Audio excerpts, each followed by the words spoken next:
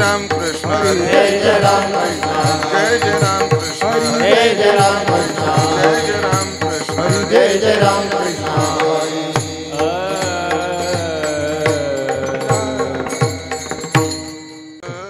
पाहता लोचनी रूप पाहता लोचनी रूप पाहता लोचनी रूप पाहता लोचनी रूप पाहता लोचनी रूप पाहता लोचनी रूप पाहता लोचनी सुख झाले वो साजनी सुख झाले वो साजनी तो हा विठ्ठल बरवा तो हा विठ्ठल बरवा सुख झाले वो साजनी सुख झाले वो साजनी तो हा विठ्ठल बरवा तो हा विठ्ठल बरवा तो हा माधव बरवा तो हा माधव बरवा तो हा विठ्ठल बरवा तो हा विठ्ठल बरवा तो हा माधव बरवा तो हा माधव बरवा तो हा विठ्ठल बरवा तो हा विठ्ठल बरवा बहुता सुकृताची जोडी बहुता सुकृताची जोडी बहुता सुकृताची जोडी बहुता सुकृताची जोडी म्हणून विठ्ठली आवडी म्हणून विठ्ठली आवडी तो हा विठ्ठल बरवा तो हा विठ्ठल बरवा म्हणून विठ्ठली आवडी म्हणून विठ्ठली आवडी तो हा विठ्ठल बरवा तो हा विठ्ठल बरवा तो हा माधव बरवा तो हा माधव बरवा तो हा विठ्ठल बरवा तो हा विठ्ठल बरवा तो हा माधव बरवा तो हा माधव बरवा तो हा विठ्ठल बरवा तो हा विठ्ठल बरवा सर्व सुखाचे आगर सर्व सुखाचे आगर सर्व सुखाचे आगर सर्व सुखाचे आगर बापर कुमादेवी वर बापर कुमादेवी वर तो हा विठ्ठल बरवा तो हा विठ्ठल बरवा बापर कुमादेवी वर बापर कुमादेवी वर तो हा विठ्ठल बरवा तो हा विठ्ठल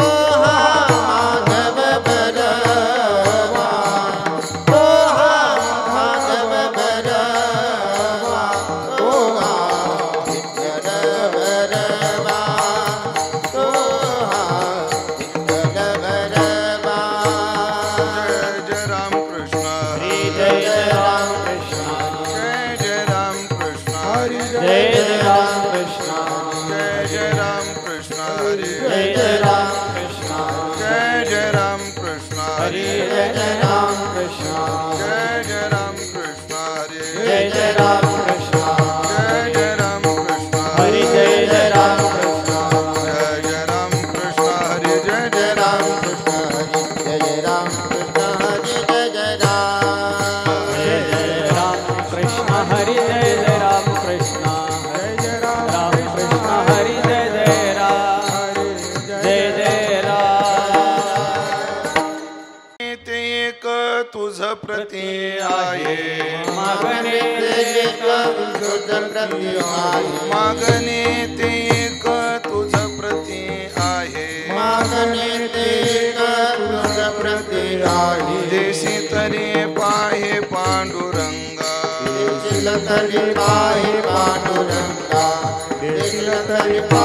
पांडुरंगा या संतासी निर्विहेची मज दे या संतासी निर्विहेची मज दे या संतासी निर्विहेची मज दे या संतासी निर्विहेची मज दे अनेक तुझे काही न मगे तोच अनेक तुझे काही न मागे तुझ अनेक तुझे काही न मागो तुझ तुका म्हणे आता उदार तू होई तुका म्हणे आता उदार तू होई तुका म्हणे आता उदार तू होई तुका म्हणे आता उदार तू होई मज ठेवी पायी संताची मज ठेवी पायी संताचिया मज ठेवी पायी संताचिया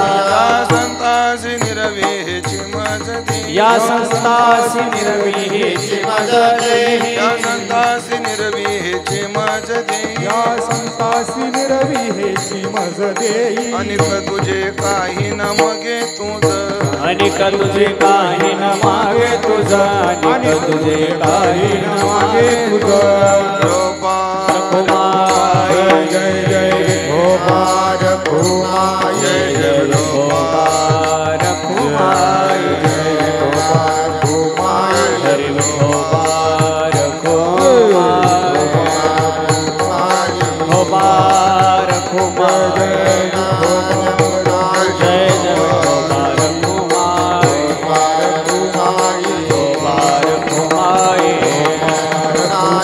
गोपाल कुमार गोपाल कुमार गोपाल कुमार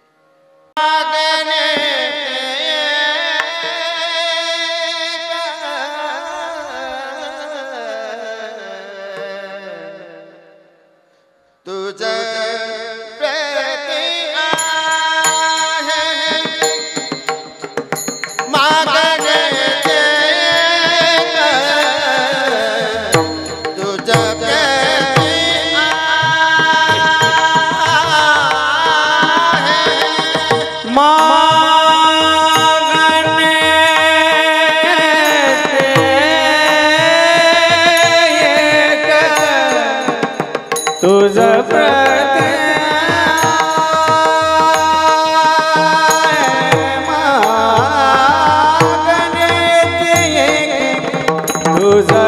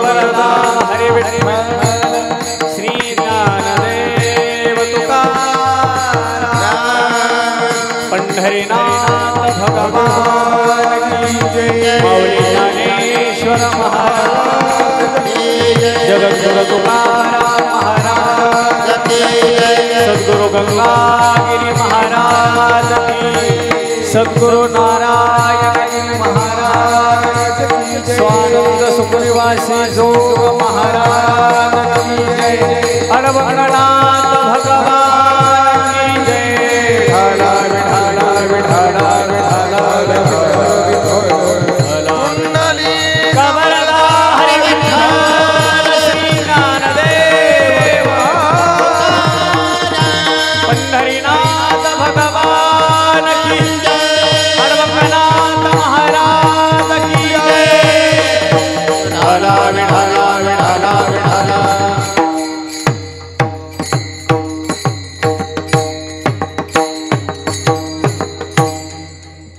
ते एक तुझ प्रती आहे, मागणे ते एक तुझ प्रती आहे, देशी तरी पाहे पांडुरंगा, या संतासी निर्विहेची मज देई. मॉनिटर थोडा. आणि कदुजे काही न मग येतोज तुका म्हणे आता उदार तू होई, मज ठेवी पायी संताची या संतासी निर्विहीची मज देई, अनिक तुझे काही न मगे तू विठाला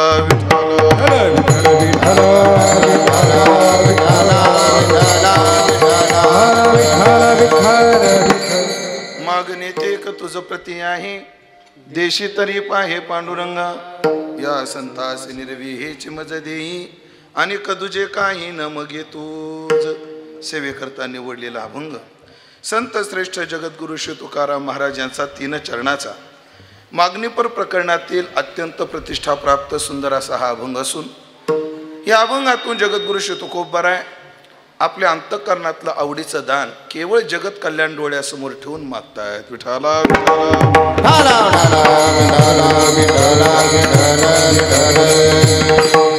उपस्थित सर्व भाविक सज्जन वैष्णव गुणीजन महाराज मंडळी यांच्या पावन आणि सन्माननीय उपस्थितीमध्ये श्री क्षेत्र भगवान अडभंगनाथाच्या पावन दरबारात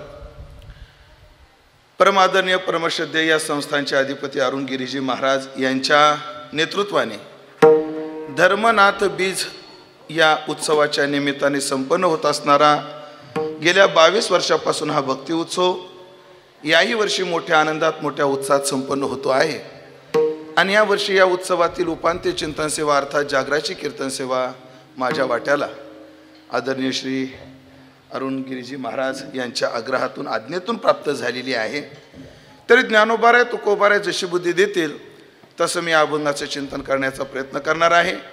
ही चिंतन सेवा पूर्णत्वाकडे जात असताना तुम्हा सर्व देवरूप श्रोत्यांची सन्माननीय उपस्थिती तथा संस्थांचे टाळकरी परिसरातील सर्व वैष्णव गुणीजन महाराज मंडळी तथा वारकरी संप्रदायाचं भजन वैभव माझे हृदयस्थ आदरणीय हरिभक्तीपरायण आमचे प्रकाशजी महाराज कातकडे, आदरणीय हरिभक्तीपरायण किशोरजी महाराज शेळके तथा मृदंगाचे साथ देणारे आदरणीय हरिभक्तीपरायण दीक्षित महाराज या सर्वांच्या साथीने तुम्हा सर्वांच्या अवधानचार्याने या अभंग चिंतनाला आपल्या पूर्णत्वाकडे न्यायचं आहे.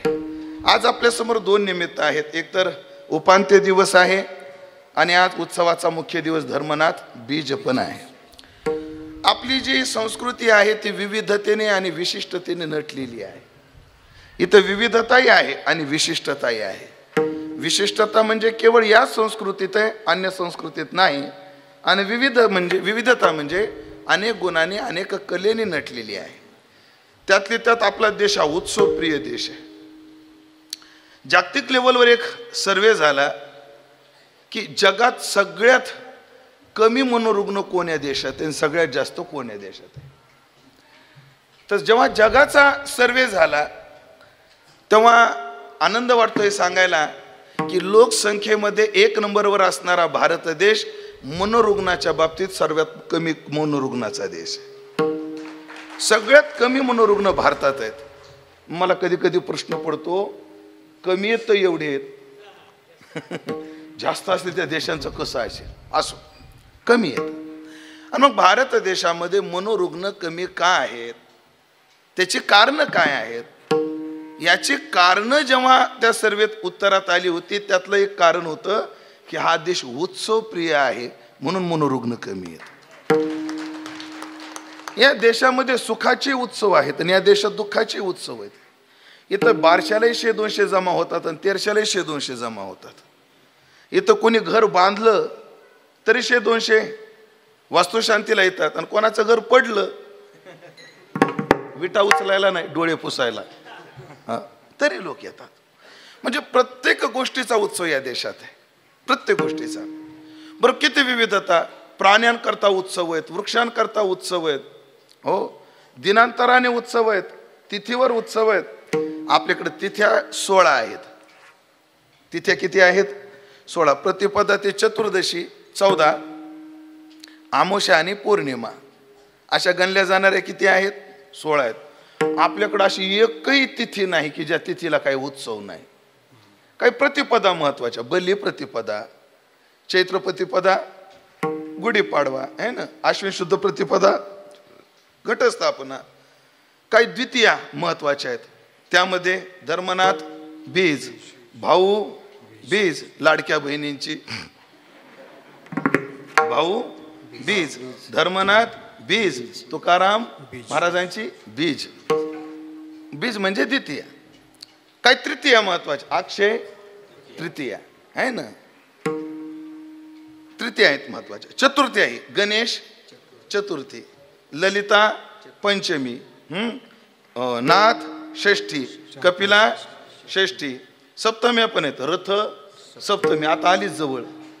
म्हणजे आता इथं आज बीज आहे, आता पंचमीला वसंत पंचमी आहे आणि सप्तमीला रथ सप्तमी आहे.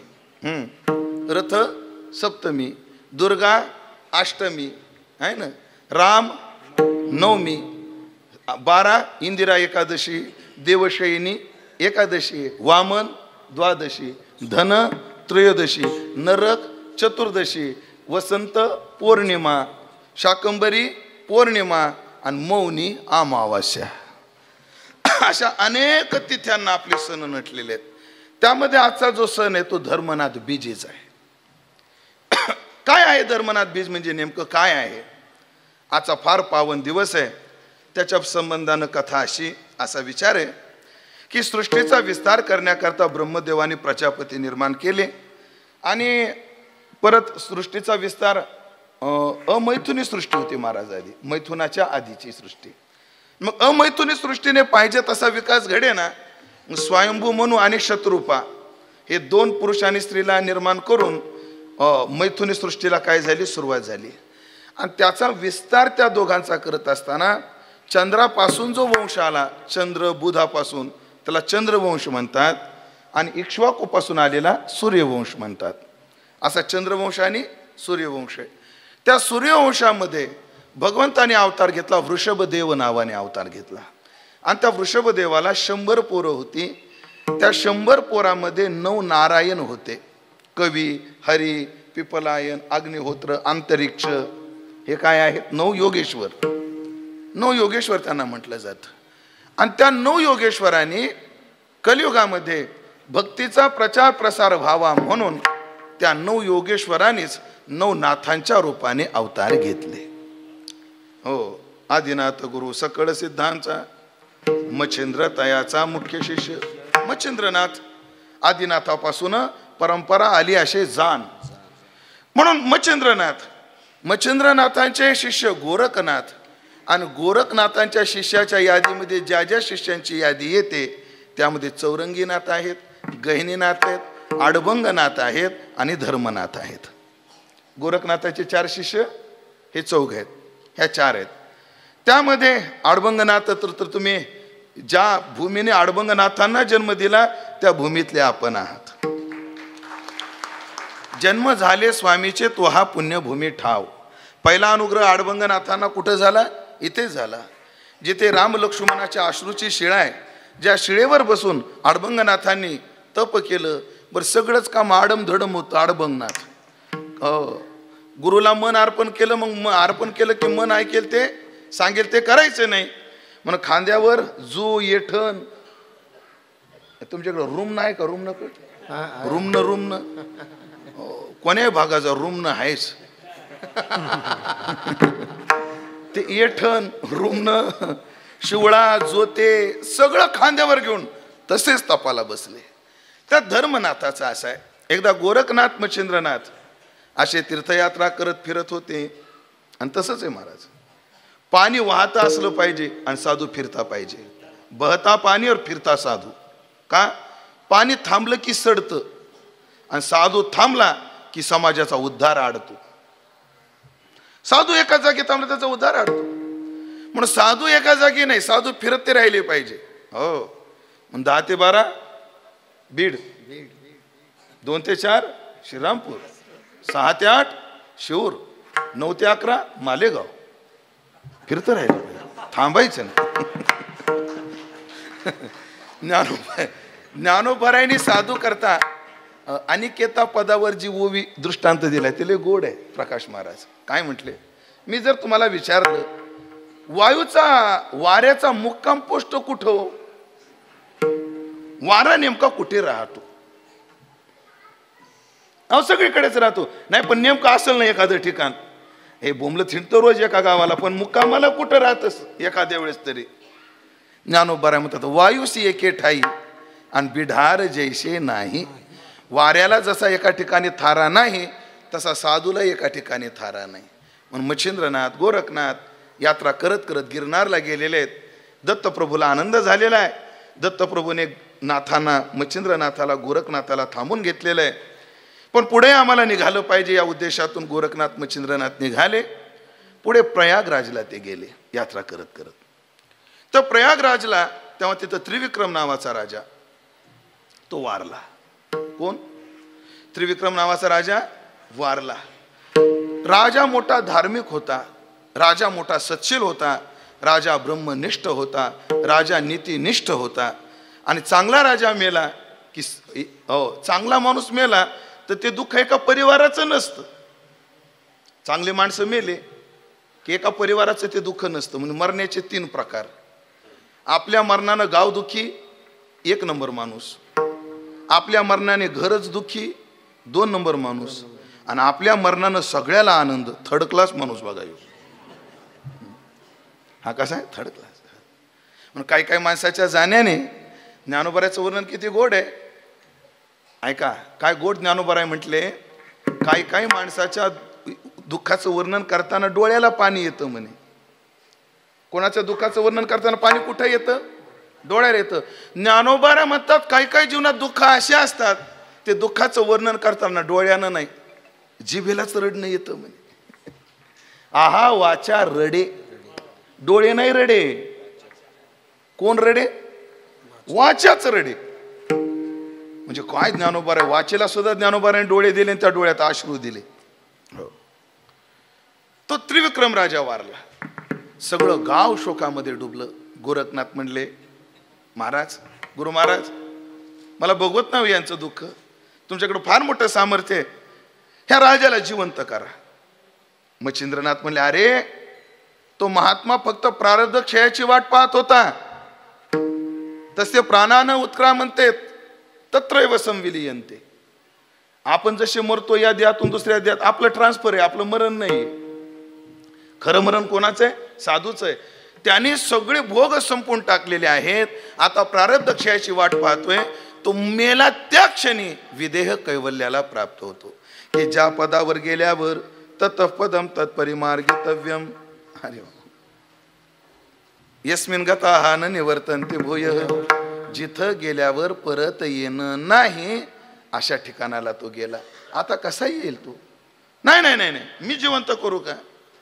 शिष्याचा हट्ट असतो, कधी कधी पूर्ण करावा लागतो.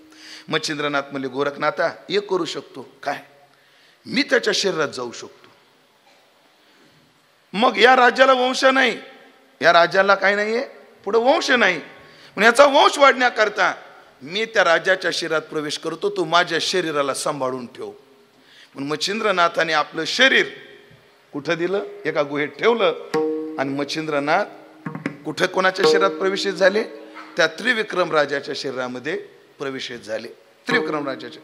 आणि मराय जाळायला नेलेला. बसू दे ना, बसू दे ना बाई, पुढं सरकून बसा, बसा बसा बस बस. सगळ्याला एवढा आनंद झाला. त्यांनी जोरदार टाळ्या वाजवल्या. तुम्हाला काय सुतक पडलं काय? बरोबर, काय नाही काय नाही विचारलं सहज, बाकी काही नाही. पण असं आहे ते सरण कशा करता काढलं होतं? त्याला जाळायला. मला सरणाला सुद्धा आस लागते. सरणाला काय लागते? आस लागते. आमची आजी होती, आमच्या आजीसोबत आम्ही शेतात गेलो. म्हणलं ना आजी मला विहिरीत उडी मारून पोहावं वाटतंय, येतं का तुला पोहता? म्हणलं नाही. मग शिकायचो कधी? आता न ग थोडा मोठा झाल्यावर. तो मी लहानही होतो बारीकही होतो. तेव्हाची गोष्ट आहे, तेव्हाची गोष्ट आहे.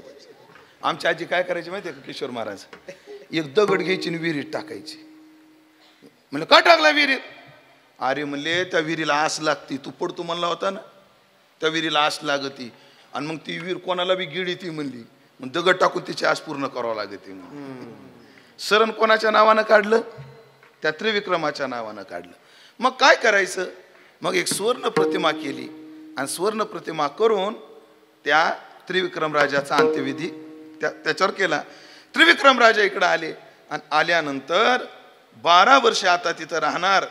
म्हणून मच्छिंद्रनाथांचा संक्रमण कशात झालं? त्या त्रिविक्रमामध्ये झालं. आणि इकडं त्यांचं शरीर गोरखनाथ सांभाळत होते.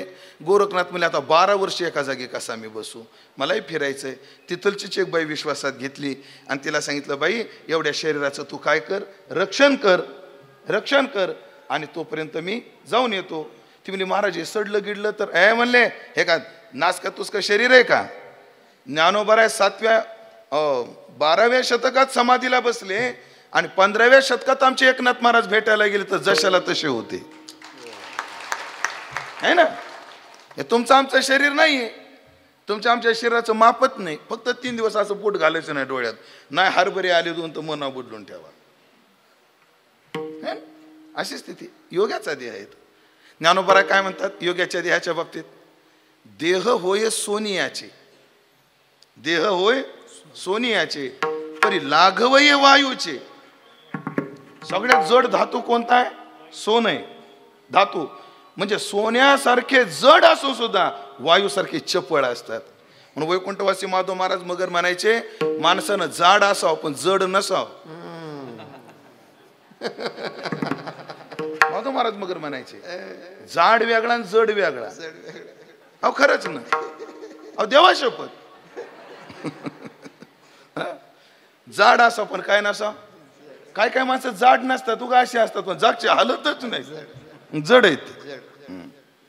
आणि जड अजून वेगळा, जाड जड जड फरक. परी लाघवय वायूचे. पुढे ज्ञानोबा म्हणतो, आप आणि पृथ्वीचे अंश नाही. त्याच्या शरीरामध्ये पृथ्वीचा आणि कशाचा? आप म्हणजे पाण्याचा अंश राहत नाही. मग त्याच्या शरीरात अंश कोणते राहतात? म्हणजे पृथ्वी गेली, आप गेलं, तेज वायू आणि आकाश हे 3च तत्व योगाचे शिल्लक राहतात. आणि या 3 तत्वाला नाश नाही. सांगण्याचं तात्पर्य राहील म्हणले काय काळजी करू नको. मग ती बाई जपायला लागली. इकडं त्रिविक्रम राजा अर्थातच नाथ त्या शरीरात प्रविष्ट झालेले, त्याची पत्नी रेवती होती. आणि त्या रेवतीला पुढे दिवस गेले आणि त्या रेवतीच्या पोटी ज्यांचा जन्म झाला त्यांचं नाव धर्मनाथ. तर रेवतीच्या पोटी जे जन्माला आले ते कोण? धर्मनाथ जन्माला आले. धर्मनाथ जन्माला आले. एके दिवशी रेवती शंकराला पाणी घालायला मंदिरात गेली. तसे मच्छिंद्रनाथ रोज जायचे त्या गुफेमध्ये शरीर पाहायला आहे का नाही. सांबाचं दर्शन घ्यायचे, शरीर पाहून यायचे. पुढे काही दिवसांना त्याने जाणं बंदही केलं. आणि ही रेवती शिवपूजक होती, ती पाणी घालायला गेली. मला जो सध्याच्या काळात हे मिश्राजीच्या कथा चालू झाल्या का, प्रदीपजी मिश्राजी, तेव्हापासून शिवभक्ती लई वाढली. आमच्या गावातला एक माणूस म्हणला, महाराज आपल्या गावाच्या त्या पलीकडे एक महादेव होता म्हणले, त्या महादेवावर जाळ्या पडल्या होत्या म्हणे. हे परभणीला मिश्राजीची कथा चालू झाली, त्या महादेवाला बाईने एवढं पाणी घातलं, आता पाणी घालून महादेव शेवाळलाय आमच्या गावचा. पण चांगले ना, काही करण्यापेक्षा टेटस ठेवण्यात आणि बघण्यात वेळ घालवण्यापेक्षा शिवभक्तीत माता मावल्या जातात. शतशः नमन. रोज जात जा, 1 लोटा पाणी. पुढे आहे ना त्याचा काहीतरी एक मंत्र आहे, असो नाही, वाटी में पाणी सदा आमदानी ते वेगळे असो. निघाले आणि शिवजीची उपासना करत असताना शंकराला पाणी घालू लागली. कोण? ती रेवती. आणि पाणी घालता घालता शंकराला म्हटली, हे सांब शिवा, मला वैधव्यानं मरण येऊ देऊ नको, मला आयो मरण दे. आणि जी शरीर सांभाळीत होती का ती तेव्हा देवळात आलेली होती. तिला आलं हसणं. ती रेवती म्हणली, तू कस काय हसली? तुझ्या हसण्याचं कारण काय? काय नाही, सहज असले. खरं सांग काय? नाही म्हणे, राणीसाहेब मला जरा हसणंच आलं म्हणे. अगं काय हसणं आलं, कारण काय? म्हणजे तुम्ही काय म्हणता? मला वैधव्य येऊ देऊ नको हे कोण म्हणते? एक विधवा म्हणते. म्हणजे खरं सांग नेमकं काय? जेव्हा रेवतीनं तिला धमकी घातली तेव्हा तिला खरं बोलावं लागलं. त्या बाईने सगळा प्रकार सांगितला. रेवती जेव्हा राजमहालात आली, म्हणजे अजून 7-8 वर्षांनी मला वैधव्य येणार. या धर्मनाथाला लहानाचं मोठं कोण करणार, याचं संगोपन कोण करणार, ह्याला राजनीती कोण शिकवणार, मला वैधव्य येणार. ह्याच्याकरता काय केलं पाहिजे. तिला एक पाशवी बुद्धी जागी झाली रेवतीची. रेवतीने मच्छिंद्रनाथाचं शरीर आणलं, त्याचे तुकडे केले, जंगलात दिलं टाकून. हे शंकराला कळालं की माझा थोर भक्त, माझा परम शिष्य, कारण आदिनाथ गुरु सकळ आणि मच्छिंद्रतयाचा मुख्य शिष्य आहे, अवांतर नाही, मुख्य शिष्य आहे.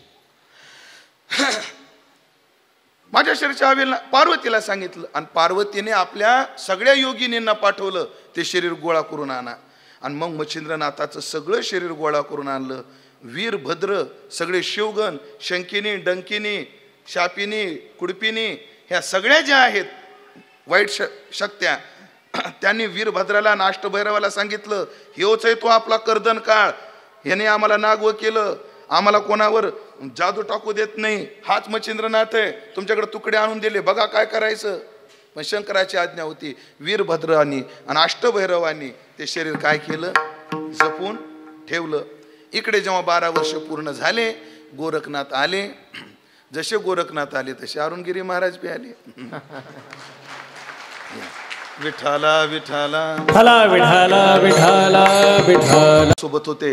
आडबंगनाथाला सांगितलं, आडबंगा माझं शरीर तू सांभाळून ठेव, मी सूक्ष्म देहाने माझ्या गुरुचा देहाचा शोध घेऊन येतो. आणि आडबंगनाथाजवळ गोरखनाथाने शरीर ठेवलं आणि गोरखनाथ त्रैलोक्यात फिरले. आणि जेव्हा कैलासात गेले तेव्हा त्यांना एक फार मोठा शंकिनी, डंकिनी, अष्टभैरव, सगळे वीरभद्र ह्याच्यात काही तुकडे दिसले. आणि जेव्हा कळालं असं आहे तेव्हा गोरखनाथ परत आले. आडबंगनाथाकडून शरीर धारण केलं आणि आडबंगनाथ आणि गोरखनाथ दोघांनी जाऊन त्या अष्टभैरव, वीरभद्र, त्या सगळ्या शिवगण यांच्याशी युद्ध केलं. आणि युद्ध करून एक कथा अशी पण आहे की त्या युद्धामध्ये वीरभद्राला मारलं गेलं. वीरभद्राचं आणि मच्छिंद्रनाथाचं शरीर एक झालं. कोणता तुकडा वीरभद्राचा आणि कोणता मच्छिंद्राचा. आणि मग त्यांची समजूत हराने हरीने काढली. ते युद्ध थांबवलं. युद्ध थांबवून आता शरीर कसं ओळखायचं, मच्छिंद्रनाथाचं कोणतं आणि वीरभद्राचं कोणतं.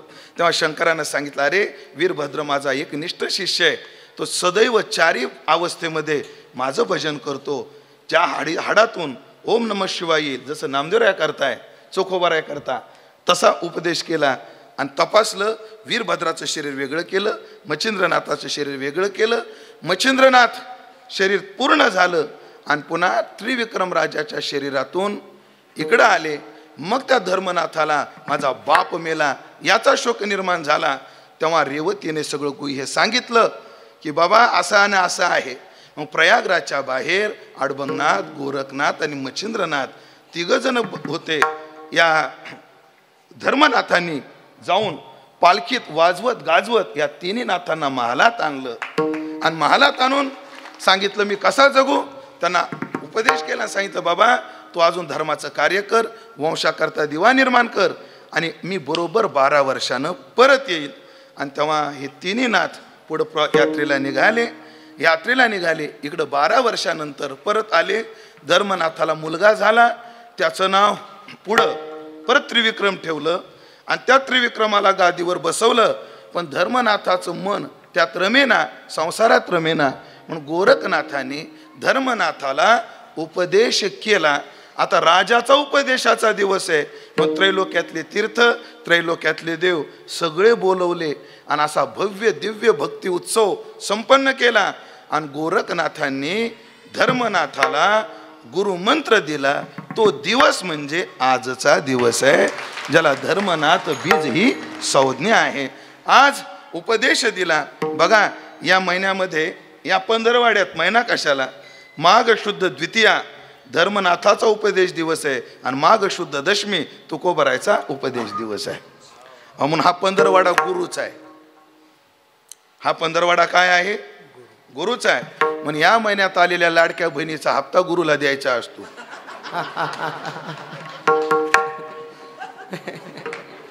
शास्त्रे बाबा, बा तुम्हाला काय करायचं, आपल्याला काय माहित नाही. अवघड आहे असो. हा पंधरवडा गुरुचा, हा पंधरवडा आहे. आणि धर्मनाथाला उपदेश दिला तो पावन दिवस म्हणजे माघ शुद्ध द्वितीय आहे. आणि मग काय असा तो उत्सव झाला, असा तो उत्सव झाला. आणि जसं प्रकाश महाराज, आपण एखाद्याकडे जेवायला गेलो आणि पदार्थ चांगले झाले किंवा सप्ताह चांगला झाला, आपण सहज म्हणतो महाराज दरवर्षी असा सप्ताह व्हायला पाहिजे, म्हणतो का नाही? तसे सगळेच म्हणायला लागले हा उत्सव असाच झाला पाहिजे. धर्मनाथ राजे आहेत, आता विरक्त होऊन आता नातून पुढे निघणार आहेत, पण राजे आहेत. त्याने सांगितलं की हा धर्मनाथाचा उत्सव सगळ्यांनी केला पाहिजे. जो धर्मनाथाचा उत्सव करतो, धर्मबीजेचा उत्सव करतो, त्याला वर्षभर कोणतीच अडचण येत नाही. अकाली मृत्यू जर त्याचा असला तर तोही टळतो. असे अनेक फळं या धर्मनाथाच्या बीजेला, धर्मबीजेला देवाने वरदान म्हणून दिले. तेव्हापासून आपल्याकडे ती धर्मनाथ बीजे संपन्न केली जाते. आणि मग त्रैलोक्य जर करत असेल तर मी का पडेन निराळा ऐसा सांडोनी सोहळा. मग अडबंगनाथांना आणि अडबंगनाथाच्या गादीवर सध्या असणाऱ्या आमच्या अरुणगिरी महाराजांना त्यांनाही वाटू लागलं हा उत्सव व्हावा. त्या उत्सवाचं आयोजन केलं आणि त्या उत्सवात त्यांनी मलाही बोलवलं, त्याबद्दल धन्यवाद. आणि त्या उत्सवाच्या समारोपात आज आपण आहोत, उपांत्य दिवसाच्या सेवेत आहोत. 7 दिवस तुम्ही 6 दिवस खूप मोठ्या मोठ्या कीर्तनकारांची वजनदार कीर्तनं ऐकली. तुम्ही रोज वजनदार कीर्तन ऐकली, पण आज कीर्तनकारच वजनदार आहे ध्यानात आहे ना. कीर्तन वजनदार त्यांची, पण कीर्तनकार वजनदार आज झोकेगा नाही साला. असं उपांत्य दिवस आहे. मग उपांत्य दिवशी आम्ही सेवा केली की सेवकाला मागण्याचा अधिकार प्राप्त होत असतो. पण मंडळी, आपल्याला मागण्याचा अधिकार आहे, पण मागण्याची अक्कल नाही. वाईट नाही वाटलं ना? नाही ना वाटलं? तेच म्हणलं, अधिकार आहे आम्हाला मागण्याचाच, पण मागण्याची काय नाहीये, अक्कल नाहीये. कसं? तुम्हाला काय वाटतं, मी पंतप्रधान होण्याचा मला अधिकार आहे का नाही? बोला की बोला. मी भारताचा नागरिक आहे, 18 वर्ष वय माझं पूर्ण आहे. मग संविधानानं मला पंतप्रधान होण्याचा अधिकार दिलाय का नाही? दिला. पण पंतप्रधान व्हायची अक्कल आहे का? काय मावशी, अगं मी 15च मिनिटं बोललो, मग अंदाज बी घेतला तुम्हाला किती अक्कल किती नाही. वा वा. काय काय माणसाला खोटं बोलता येत नाही, त्यातली ती. अगदी बरोबर, अगदी बरोबर. आम्हाला पंतप्रधान होण्याचा अधिकार आहे, पण देश चालवायची अक्कल आहे का? नाही. नाही, त्याला काय लागते? अक्कलच लागते. आणि खरंच नाही, अहो सोडून द्या पंतप्रधान लांब राहिला, मला आमदार व्हायची सुद्धा अक्कल नाही. का नाही? कारण मला दंगे घडून आणता येत नाहीत, मला भांडणं पेटवता येत नाहीत, मी कोणाच्या मर्डराच्या सुपारी दिल्या नाही, मग मी कसं काय आमदार होईल? असो. तात्पर्य ऐका मंडळी, तात्पर्य ऐका. अधिकार असणं वेगळं ना अक्कल असणं वेगळं. मग आम्हाला अधिकार आहे आज मागण्याचा देवाला, पण आम्हाला अक्कल नाही. मग नियम असा आहे, ज्या क्षेत्रातलं आपल्याला कळत नाही ना, तर काय करावं माणसानं? त्या क्षेत्रातलं ज्याला कळतं त्याला विचारावं. जेव्हा आरोग्यातलं कळत नाही तेव्हा वकिलाला विचारावं, जेव्हा कायद्यातलं कळत नाही तेव्हा डॉक्टरला विचारावं. काय झालं? उलट झालं का? हा. जेव्हा आरोग्यातल्या अडचणी असतील, आरोग्याच्या बाबतीत मार्गदर्शन कोणाचं घ्यायचं? डॉक्टरचं. बांधकामामध्ये मार्गदर्शन कोणाचं घ्यायचं? बोला की इंजिनियरचं. कायद्यामध्ये मार्गदर्शन कोणाचं घ्यायचं? वकिलाचं घ्यायचं. तसं परमार्थात मार्गदर्शन कोणाचं घ्यायचं? पुढाऱ्याचं. कोण म्हणलं? संतांचं घ्यायचं. कारण तेनेची पंथे चालो जाता, तेनेची पंथे चालो जाता, तेनेची पंथे चालो जाता, तेनेची पंथे चालो जाता, तेनेची पंथे चालो जाता. न पडे गुंता कोठे काही, न पडे गुंता कोठे काही, न पडे गुंता कोठे काही. तेनेची पंथे चालो जाता, न पडे गुंता कोठे काही, न पडे गुंता कोठे काही, न पडे गुंता कोठे काही. मार्ग जाऊन गेले आधी, मार्ग जाऊन गेले आधी, दयानिधी संत ते, दयानिधी पंथ चालू जाता न पडे गुंता कोठे का न पडे गुंता कोठे का न पडे गुंता कोठे का पंथ चालू जाता न पडे गुंता कोठे का न पडे गुंता कोठे का न पडे गुंता कोठे का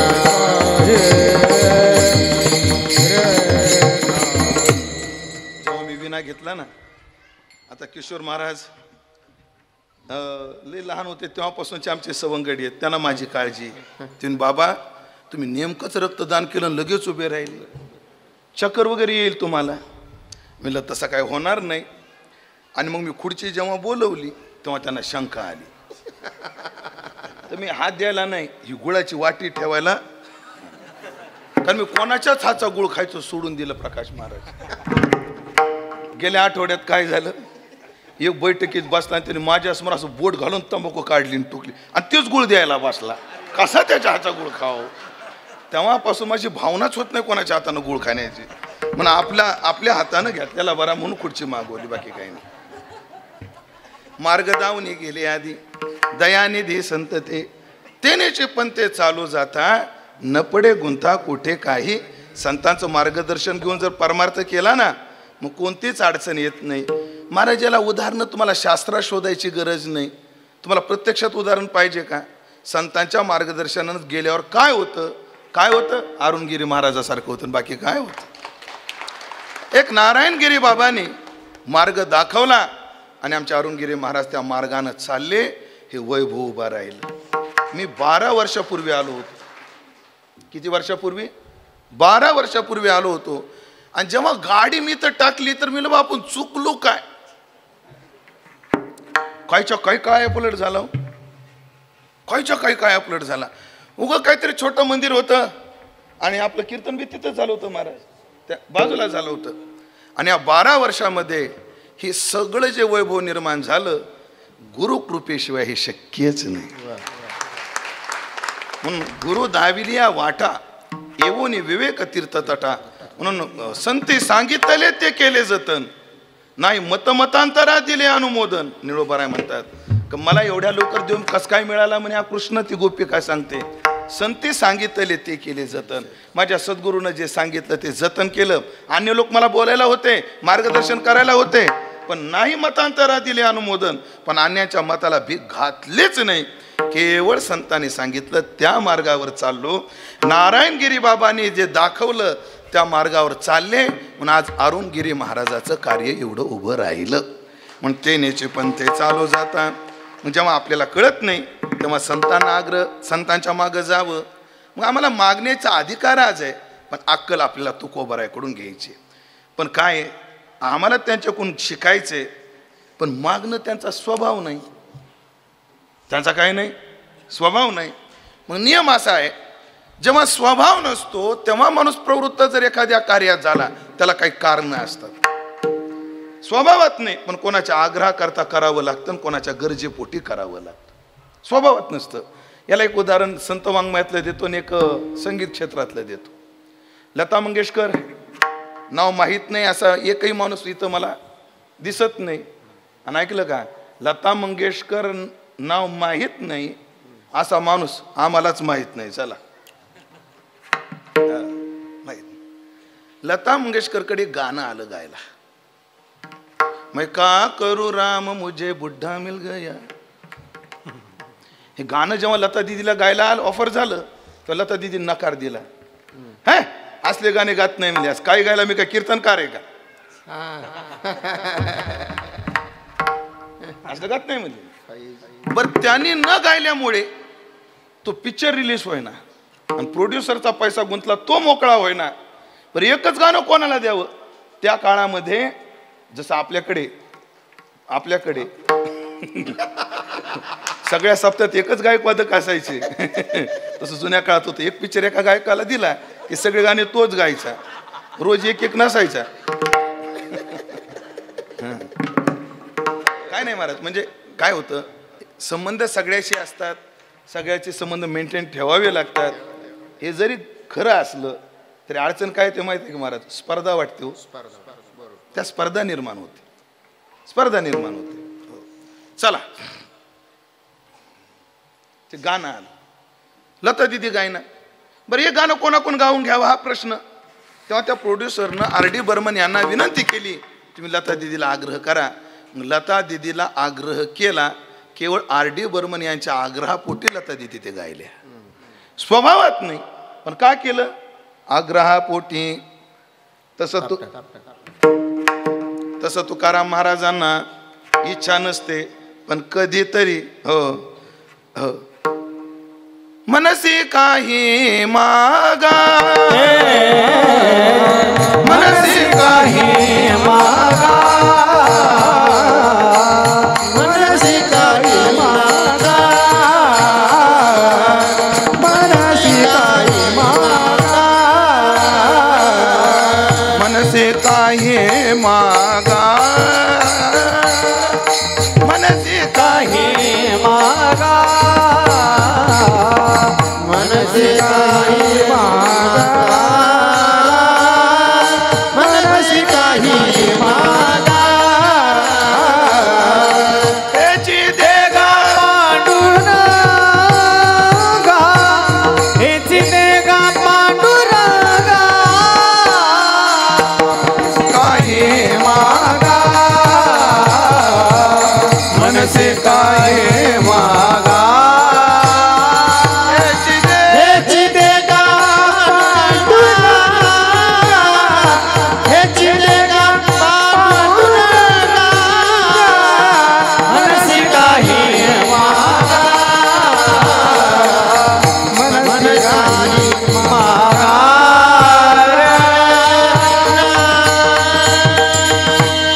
तेव्हा मला इच्छा नाही मागायची, तू म्हणतोस म्हणून.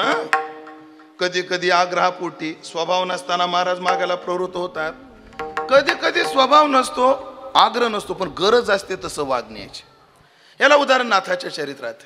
एक ब्राह्मण पैठणमध्ये आला, द्यावं 1-2 रुपये द्यावं. का हो प्रभू देवा, काय अशी वेळ पडली? मुलाची मुंज आहे, मुलीचं लग्न आहे, 200 रुपयाची गरज आहे, द्याल का हो? आणि महाराज त्या पैठणमध्ये एक ओटा होता, त्या ओट्यावर सगळे गावातले कुचर बसत होते, म्हणून त्यांना काय म्हणतात? कुचर ओटा. हो महाराज, सज्जन वेगळा, नालायक वेगळा आणि कुचर वेगळा. बिन बरं, सज्जन आणि नालायकात फरक असतो. आपलं सज्जन, नालायक आणि कुचर याच्यात फरक असतो. नालायक बरा एवढा बेकार कुचर असतो. पटवून देऊ का तुम्हाला? चांगल्या कामाला मदत करणारा सज्जन, वाईट कामाला आपलं उलट करतो. वाईट कामाला आडवा येणारा सज्जन, चांगल्या कामाला आडवा येणारा दुर्जन, आणि काम चांगला असू नाही तो वाईट असू आडवाच येणारा कुचर.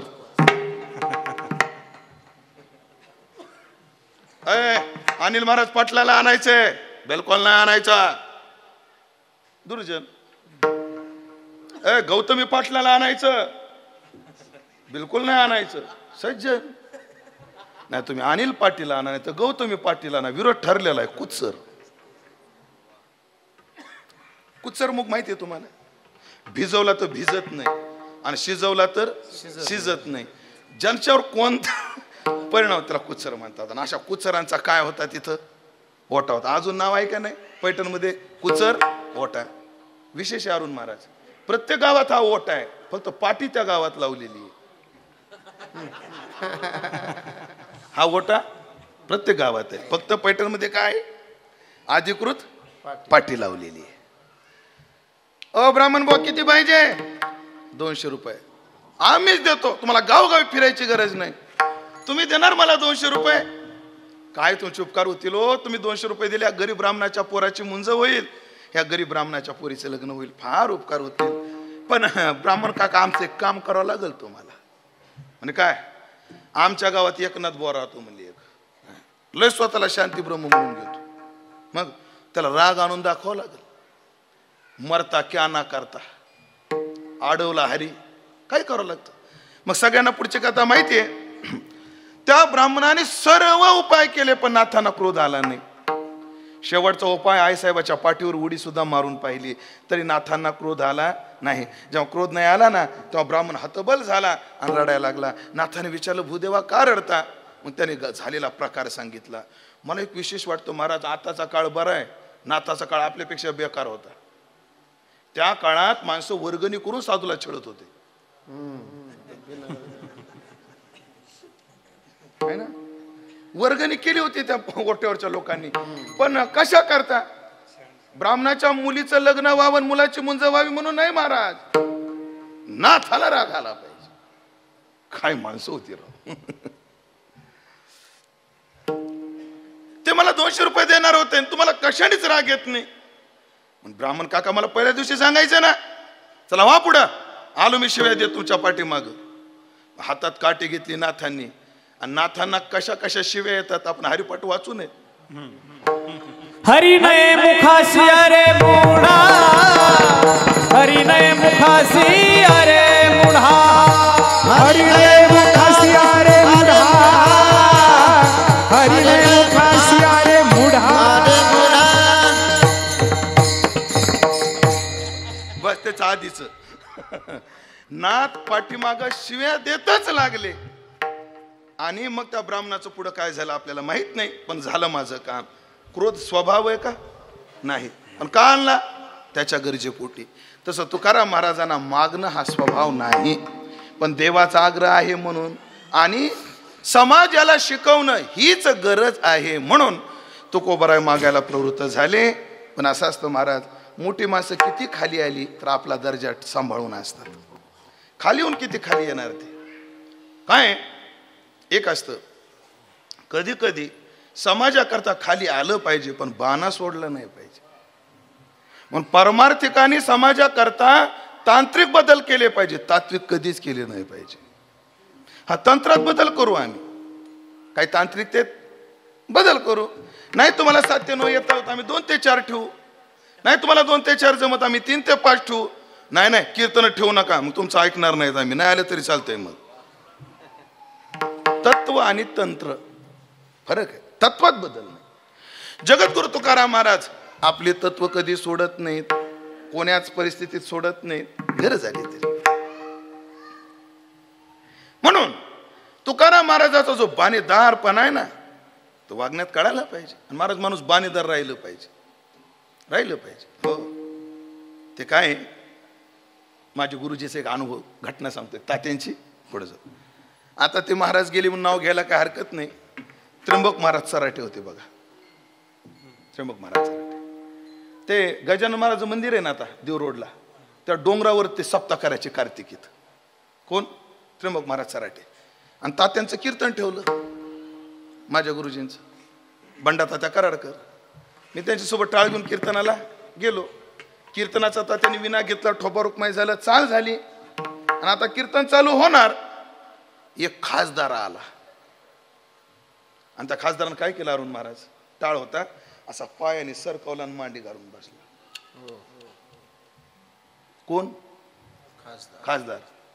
महाराज तात्या तेवढ्या लोकात त्याला म्हटले, तू जर माझ्या फडावा असता तर मी मुस्काड फोडलं असतं तुझं, त्या लायकीचा तू येस. कोणाला? माझी सरपंचाला नव, खासदाराला. तू जर माझ्या फडावर असता तुझं मुस्काड फोडलं असतं म्हणे मी. अरे आम्ही टाळाला देव मानतो, लात मारतो नालाय का? तुला धुवायचंय पाप आणि ह्याला पाहिजे पंगत म्हणले. तुम्ही दोघात मला मिसळू नका म्हणले, त्यात आमचा चुरा करू नका. विठ्ठल जय जय विठ्ठल आले निघून जाते. कुठेतरी बाणेदारपणा पाहिजे. कधी कधी आम्हाला नरम व्हावं लागतं. कधी कधी इकडं पहा, म्हणजे आता इथं आमदार आले म्हणून त्यांचा अपमान करायचा असं नाही, खासदारांनी त्यांचा अपमान करायचा असं नाही, त्यांचा सन्मान केलाच पाहिजे. मला धर्मसत्तेला राजसत्तेचं सहकार्य असलंच पाहिजे. पण राजसत्तेनं धर्मसत्तेकडे जाताना काय प्रोटोकॉल आहे हे लक्षात ठेवून आलं पाहिजे. आणि राजसत्ता आल्यावर धर्मसत्तेनं कसं वागलं पाहिजे हे प्रोटोकॉल आपण सांभाळले पाहिजे.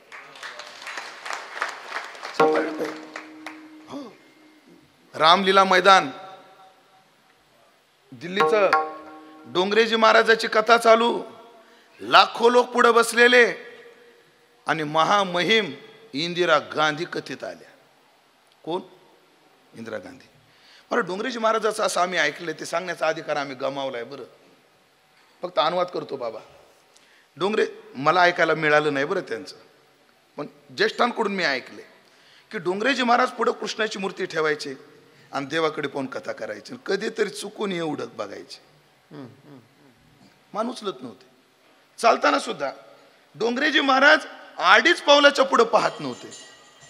त्यांचं एक चिंतन आहे, साधकाने 2.5 पावलाच्या पुढचं पाहू नये म्हटले. ज्याला परमार्थात राहायचंय ना त्यानं काय करू नये? 2.5 पावलाच्या वर पुढं पाहू नये. म्हणजे 2.5 पावलं का पाहावं? एखादा जीव पायाखाली मरू नये ना आपल्याला ठेस लागू नये म्हणून. आणि 2.5 पावलाच्या पलीकडं का पाहू नये? आणि 2.5 पावलाच्या पलीकडं माया आहे. कोणतं दृश्य डोळ्यातून हृदयात शिरल आणि कधी दशग्रंथी ब्राह्मणाचा आजामेल होईल सांगता येत नाही. मग किती पाहावं? एवढंच. कधीतरी चुकून एवढं करायचे फक्त डोंगरेजी महाराज, एवढंच पाहिजे. ते कथेत त्यांना चलबिचल दिसली. कोणाला? डोंगरेजी महाराज. डोंगरेजी महाराजांनी विचारलं, चलबिचल झाली. डोंगरेजी महाराज मायकून म्हटले, मोहतरमा आप जो भी हो. कोणाला? अहो कोणाला? आप जो भी हो वहां से वापस जाइए, मेरी प्रभु की कथा में विक्षेप हो रहा है. चला आम्हाला डोंगरेजी महाराज होता येणार नाही, नाही होता येणार, पण तरी सुद्धा आपण आपल्या मर्यादेत आपल्या उंचीत राहिलं पाहिजे. महाराज एवढं वाईट वाटलं देवगडला. मला देवगडला महाराज लोकांची एक मीटिंग होती. टिंब महाराज तिथं होते. भास्करगिरी महाराजाच्या नेतृत्वात झाली. ते टिंब महाराज हे कॅमेरा नसतात तर सांगितले असते. नंतर सांगतो ना तुम्हाला. नाही तरी बी सांगत नाही. हा तसा शूटिंगला कॅमेरा एकच आहे, तसे लय कॅमेरे आहेत इथं. फक्त शूटिंगला तुम्ही एकटेच आहेत, हे दोघंच आहेत, बाकी नाही आहेत कॅमेरे. तर एक खासदार होते, मला एक मंत्री होते त्या मीटिंग मध्ये.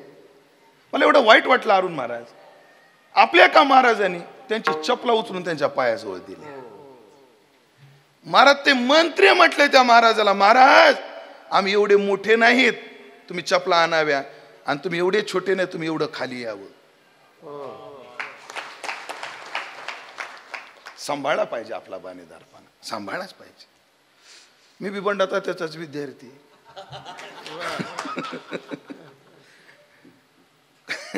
सांगू एक घटना? एक मिनिटात सांगू. सांगणारच होतो पण विचारलो. ते परिवार आहे, स्नेही परिवार आहे. तर त्यांचा होता अमृत महोत्सव. त्या परिवाराचा एकदम जवळचा परिवार आहे. आणि त्यांना माहिती आहे बाबा आल्यावर आपल्याकडून पाकिट घेणार नाही, आणि मी घेणारच नव्हतो. मग त्यांनी केली महाराज मला अंगठी. मला माहित पण नाही बरं त्यांनी अंगठी केली ते.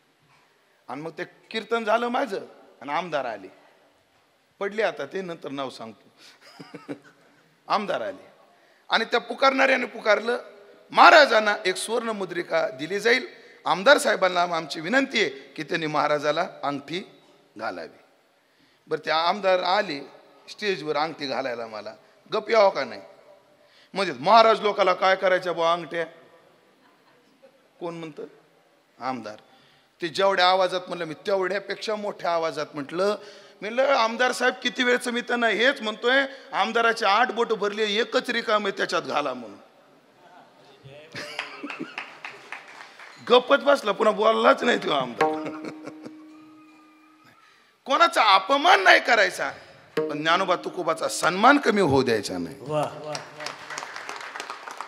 आपल्या परंपरेचा सन्मान कमी नाही झाला पाहिजे. हा अपमान कोणाचाच नाही करायचा, कोणी असो. जाऊ द्या, जरा बाजूला गेलो काय की वेळ संपली माझी. 8 तास घेतो. तुकोबरायचा बाणेदारपणा आहे. इच्छा नाहीये, गरज नाहीये, पण समाजाला शिकवायचंय. गुरुजीला D.Ed B.Ed M.Ed झालेला असतो तरी मुलाला म्हणतो मुलांनो मुलाला दाखवा ते बाहेर न्या. कीर्तनाला मुलांनो हो म्हणा ना. कमळाचा चौकदार कशाला स्वरात म्हणायचं. हा क कमळाचा, असं ख ख कशाचा, ख खटाऱ्याचा, ग हा ग कशाचा, म्हणजे तुमच्याकडे ग गणपतीचा आहे अजून नाही, आता ग गवताचा झालाय. कारण ग गणपतीचा म्हटल्यानंतर धार्मिकता येते ना, आणि सरकार सेक्युलर आहे. ग गणपतीचं म्हटल्यावर काय येते, धार्मिकता येते. म्हणून आता ग गणपतीचा काढला, आता ग कशाचा झाला, गवताचा. फक्त मला शासनाला एवढी विनंती करायची, ग गांजाचा तेवढा करू नका, ग गवताचा राहू द्या. आता ग गवताचा राहू द्या, गरज नाही. तरी का बरं, अर्भकाचे साठी पण ते हाती धरली पाठी. म्हणून तो कोबरायची इच्छा नाही, गरज नाही, पण बाणेदारपणा ठेवून तो कोबराय मागायला प्रवृत्त झाले.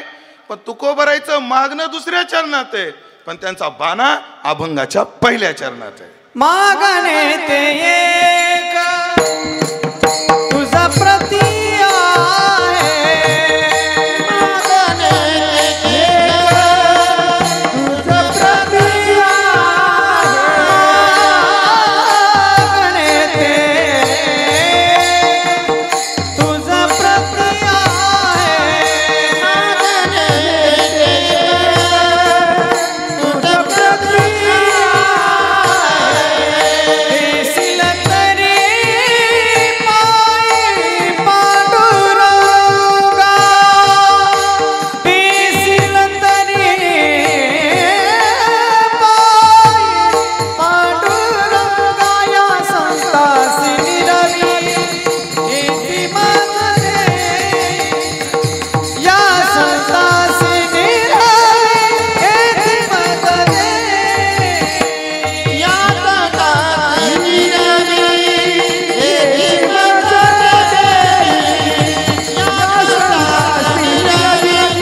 येती मागणे, या पहिलं चरण प्रकाश महाराज, दुसरं चरण तुम्ही म्हणा, तिसरं चरण तुम्ही म्हणा, आणि शेवटचे चाल तुम्ही म्हणा. हा, वाटणं करून घेऊ व्यवस्थित. असं का, मग आलाप घ्या, ठीक, काय अडचण नाही. मागणे ते एक तुझं प्रती आहे, देशी तरी पाहे पांडुरंगा. या चरणामध्ये संबोधन पांडुरंग आहे. पण पांडुरंगाला पुढे ठेवून तुकोबरायचा बाणेदारपणा आहे ना, 3 अंगाने पहिल्या चरणामध्ये दिसतो. मी सांगतो त्या शब्दावर जरा स्वल्प विराम द्या. पांडुरंगा मागणे ती एक आहे, पांडुरंगा तुझं प्रती आहे, आणि पांडुरंगा देशील तरी पाहे. 3 आहेत.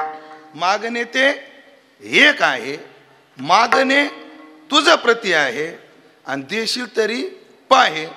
याचे 3 एका कोटीत सांगू का, देवा मला मी जे मागतोय ते सोडून अन्य नको. मागणे ते एक आहे म्हणजे अन्य नको, तुझं प्रती आहे म्हणून अन्यांकडून नको, आणि देशील तरी पाय अन्यायाने नको. अन्य नको, अन्यांकडून नको, आणि अन्यायाने नको. 3च मुद्दे सांगतो. हो, अन्य नको. आमचं मागणं एकच आहे, काय पाहिजे ते सांगतो देवा, पहिलं चरण होऊ द्या म्हणले, नंतर सांगतो. पण अन्य नको, कारण अन्याचा आम्हाला वर्म कळालाय. तो काय म्हणे, त्याचे कळले आम्हा वर्म, जे जे कर्म धर्म नाशवंत आहे. आणि काय आहे, गीता किती गोड म्हणते गीता माऊली, न तेषु रमते बुधाहा.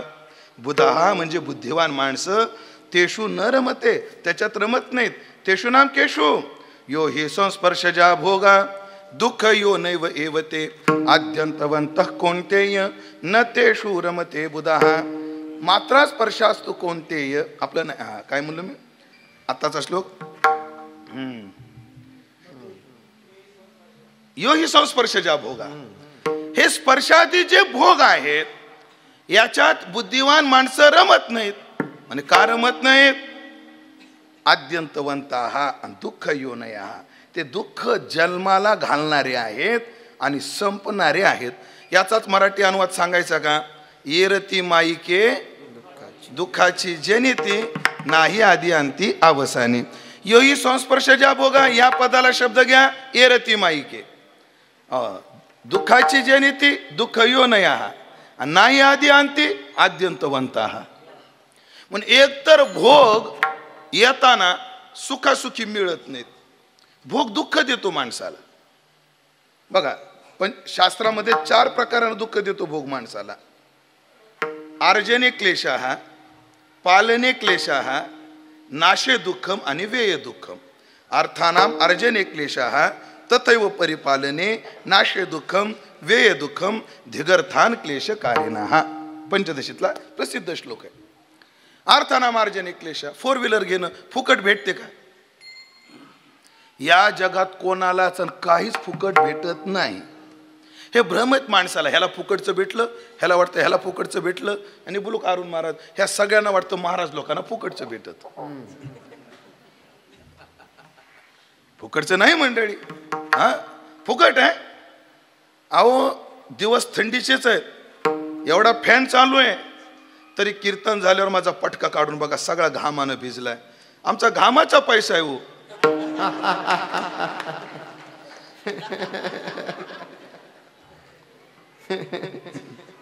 हा जर विनोद असला तरी ओवीतून सांगतो बाबा, ओवीतून सांगतो. दानशीळ पुरुखो तो वेचकपणेची संचको, ज्ञानोबा म्हटले. दान धर्म करणारी माणसं म्हणे दिसताना उदार दिसतात म्हणे, पण त्यांच्यासारखे कृपण कोणीच नाही. कस काय म्हणले? कस काय नाही? अहो त्यांनी नासणारं अन्न दिलं आणि अविनाशी पुण्य पदरात पाडून घेतलं. खरे कृपण ते येत म्हटले. दिलं काय? नासका पैसा, नासका धान्य दिलं आणि त्याच्या जोडीला त्यांना काय मिळालं? पुण्य. ते कसं आहे? अविनाशी. म्हणून खरे व्यापारी आहेत दानशील माणसं. ते नासकं देतात आणि अविनाशी घेतात. उलट आपण बावळट आहेत. हो, म्हणून दानशील पूर्वक फुकट नाही. बोलू एक, बोलू आमच्या मनातलं हे दुःख कोणाजवळ सांगू मी? कोणाला सांगू? महाराज लोक म्हणतात महाराज लोकाला फुकटचं. फुकट नाही हो. तुम्हाला माझं आजचं शेड्यूल सांगितलं तर तुम्हाला वाटेल महाराज, तुम्हीच म्हणाल महाराज एवढी धावपळ करू नका, एवढी पळापळ करू नका. हळूच कोणी म्हणे फुकट करतात का पळापळ? तुम्ही फोन केलता ना मला, किती ठरले तुम्हाला मी. आता तुम्ही म्हणाल मला 50-60 देणार, तो भाग निराळा.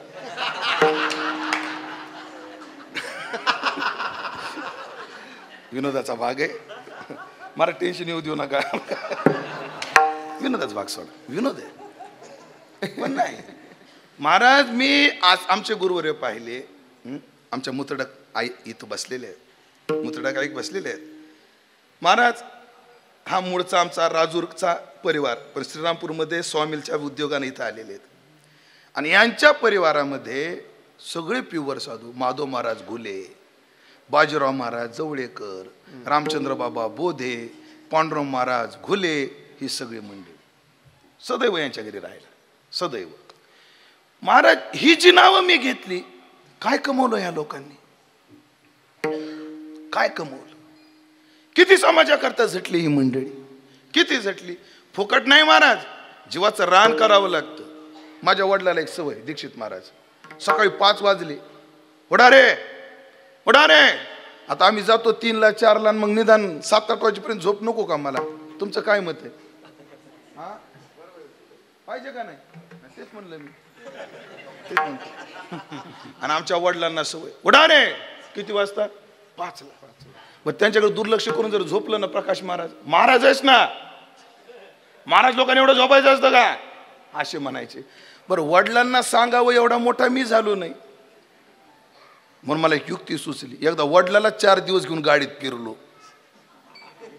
आता कॅसेटची B साईड चालू आहे. झोपू द्या त्याला, लय ताण असतो त्याला, झोपू द्या त्याला, करू द्या थोडा आराम. फुकट नाही हो. कोण एक सांगू का? हा गुळ आहे ना, गुळ, हा गुळ कोणी खाल्ला तर गोडच लागणार, कारण ह्याचा स्वभाव आहे.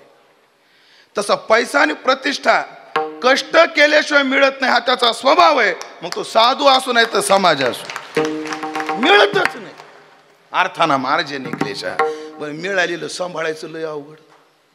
तथैव परिपालने. सोनं घेणं सोपं आहे पण सांभाळणं अवघड आहे. म्हणून सोना क्या कहता है, सोना कहता है सोने वाले सोना नहीं.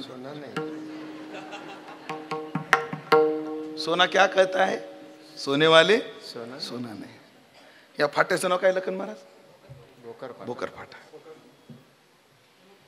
भोकर ना, भोकर फाट्याला रात्रीचा उतरला 12-1 वाजता. 12-1 वाजता. आणि गळ्या जर 1 तोड्याचा असलं तर हिंमत होती काय यायची?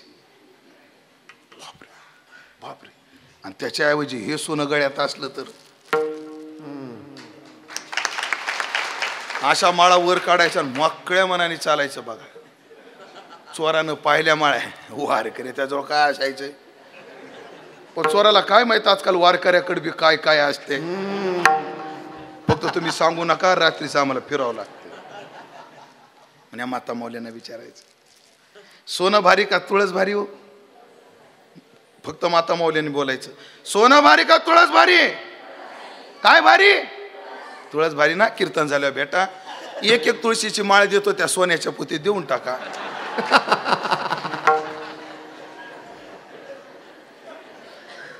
देऊन टाक. बोलायला कोणाला बी सुचत महाराज, जसं तुम्हाला तसं आम्हाला बी सुचत ना. ओ मावशी आता नका काढू, नंतर नंतर. भाऊ वळून बघू नका, कोणी काढीत नाही आणि तुमची तर मुळीच नाही. तात्पर्य सांगत होतो तुम्हाला. तथैव परिपालने नाशे दुःखम. भोग म्हणला नाचणारच कधी पण. आंबा 100 रुपये डझनचा आणा राहून, नाही तर 1,500 रुपये डझनचा आणा, 4 दिवसात नाचणारच आहे, नाचणारच आहे. म्हणून नाशे दुःखम वेय दुःखम. महाराज 4 व्हीलर आणली आणि कोणी नुसती एक काडी जरी ओढली तर किती त्रास होतो. ह्याला वेय दुःखम म्हणतात. म्हणून हे 4 प्रकारचे दुःख आहेत. म्हणून अन्य नको, मागणे ते एक आहे, पण काय आहे सांगतो. देवा म्हणले तुझं प्रति आहे. देवा मला तुझ्याकडून पाहिजे, लोकांकडून नाही पाहिजे. का नको? नाथांनी लय गोड कोडं सोडवलं. हे 3 चरणात कोड आहे. 1-1 मिनिटात 1-1 चरण सांगतो. दाते बहुता सती परी न देती साचार. जगात दाते खूप आहेत म्हणले, पण शाश्वत देणारी नाहीत. माग त्याची आशा थोर, तेने न घडे विचार. याचकाच्या इच्छेपुरतं देणारे नाहीत. सम घेणे सम देणे या नाही प्रकार. जेवढं समर्पण याचकाचं आहे तेवढं समर्पण या दात्याचं नाही. लाजिरवाने जिने दोघांचे धर्म अवघा सार. तैसा नवे दाता माझा जनार्दन उदार. नाथ महाराज म्हणले माझे गुरु तसे नाहीत म्हटले, अन्य लोकांसारखे. लोक देतात, शाश्वत देत नाहीत. गुरु शाश्वत देतो. अविनाश करी आपुली आहे. नारायणगिरी महाराज गुरु होऊन फक्त गेले नाही, जाताना किती जणाला तरी गुरु करून गेले. बोलणं लक्षात आलं? अविनाशी देणारे फक्त तेच आहेत. हो, जेवढं समर्पण तेवढ्या मोबदल्यात देणारे नाहीत. इच्छा पूर्ण करण्यापुरतं देणारे नाहीत. एक पोरगी रडू लागली रस्त्यात. तायडे का रडते? बघा ना महाराज म्हणले माझ्या पप्पाने मला 10 रुपये दिले होते. म्हणजे लेकरू 10 रुपयासाठी रडते. मी खिशात हात घातला, योगायोगाने 10ची नोट होती. मी तिला 10ची नोट दिली. त्या पोरीने गप्प बसाव का नाही, ती अजून रडायला लागली. म्हणजे आता काम रडती? म्हणजे पहिले 10 असते तर 20 झाले असते. म्हणजे याचकाची इच्छा पूर्ण करण्याची कुवत जगातल्या कोण्यात दात्यात नाही. फक्त 2 दाते. तो का म्हणे इच्छा पुरे आयसी धुरे विठ्ठले आणि इच्छेचे पावलो. तो का म्हणे धन्य झालो संत आणि परमात्मा. इच्छे पुरतं देतात नवल नाही, और इच्छा शिल्लक ठेवत नाही. म्हणून अन्यांकडून नको, तुझं प्रति आहे. आणि देवा देशील तरी पाहे, विचार कर, विचार कर. कारण चाणक्य नीतीमध्ये असं म्हटलंय, राजानं कर घेतल्याशिवाय राज्य चालत नाही आणि साधूनं दान घेतल्याशिवाय धर्म चालत नाही. धर्म चालवायचा असेल तर साधूला दान घ्यावंच लागेल, आणि राज्य चालवायचं असेल तर राजाला कर घ्यावाच लागणार. हे आपल्याला वाटतं लाडकी बहीण, अर्ध तिकीट, अन्न सुरक्षा, उज्ज्वला. नाथा भाऊ आणि आता देवा भाऊ खिशातून देत नाहीत तुम्हाला 1,500. आमचं तेल 20 रुपये किलोनं महाग झालं तेव्हा तुम्हाला 1,500 रुपये भेटतात. फुकट नाही, बरं घ्यावं लागतं राजाला. म्हणून सगळा कर घेतलाच असतो. मग GST स्टेटचा, केंद्राचा आहे ना, आणि तो सगळा कर अर्थमंत्र्याकडे दिला जातो. आणि मग बजेटमध्ये अर्थमंत्री त्याचं वितरण करतो. ह्या मंडळाला एवढं, त्या मंडळाला एवढं, या योजनेला तेवढं, त्या योजनेला तेवढं आहे ना. म्हणून कर घेतल्याशिवाय राज्य चालत नाही, दान घेतल्याशिवाय धर्म चालत नाही. तुम्ही जर दान धर्म केलाच नाही, हे मंडप कसा व्हायचा? तुम्ही दान धर्म केलं नाही, अडभंगनाथाचं मंदिर कसं व्हायचं? धर्म चालणार नाही. म्हणजे महाराज मग याची गरज काय? मला सांगा, एखाद्या गरीबाला जर पावसाळ्यात एखादा कार्यक्रम करायचा ठरला जवळपासच्या, त्याला लॉन्सला जायला कुवत नाही. आणि तो जर अरुणगिरी बाबाला म्हटला, बाबा माझ्या बापाची पुण्यतिथी ह्या मंडपात करू का? महाराज तुम्ही नाही म्हणाल? कोणाच होईल राहिलं काही निदान आपलं तरी उन्हापासून संरक्षण आहे की नाही? महाराज हा सभा मंडप झाला आणि महाराज जे पोल आले तसे मला दिसतात, हे साईडचे पोल, आणि अडभंगनाथ संस्थानला शोभतात बघा हे पोल.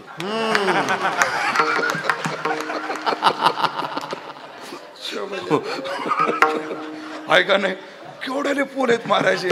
मला वाटतं याच्यावर एवढाच अजून केला तरी त्याचा लोड घेईल ते, असा माझा अंदाज आहे. मजबूत झालं. किती वादळी आहे म्हणा, काही आहे म्हणा, ते काय झालं हो खाली बी पत्र्याचे वाटते स्टील आहे ना, एकदम मजबूत. महाराजाला माहिती कसे कसे वजनदार महाराज येतात, तसं झालं पाहिजे. सामान्य सगळा अभ्यास करून काम आहे असं ना.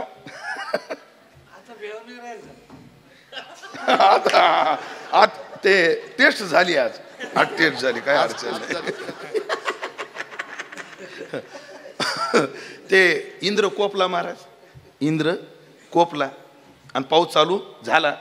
भगवंतानं बोट लावलं आणि गोपाळानं काठ्या लावल्या आणि गोवर्धन उचलला. तसं अरुणगिरी महाराजांनी बोट लावलं आणि तुम्ही नोटा लावल्या आणि हा गोवर्धन उभा झाला. आता मन इंद्राला काय पाऊस पाडायचा तर पाड, ये झुकेगा नाही साला म्हणायचं उलट. आता ह्या मंडपात आमच्या कीर्तनाला विक्षेप होणार नाही आता.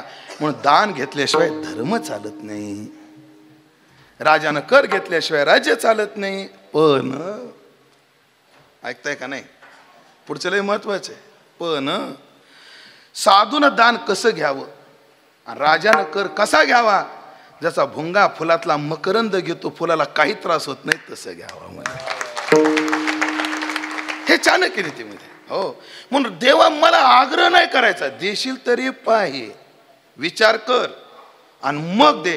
पण महाराज तुमचं मागणं तरी काय? या संतासी निरवी हेची मजा देई, या संतासी निरवी हेची मजा देई, संतासी निरवी हेची मजा देई, या संतासी निरवी हेची मजा देई.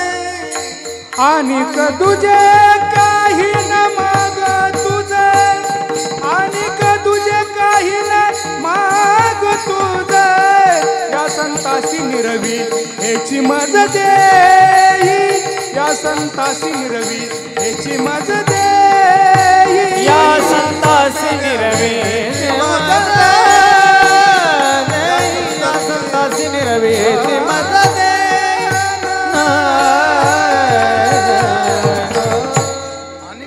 काही न मागे तोच, आणि काही नाही मागणे, सुख संपत्ती राज्य चाड धने, साकळे न पडे तुझं जेणे, तुझे भक्ती विना माय बापा.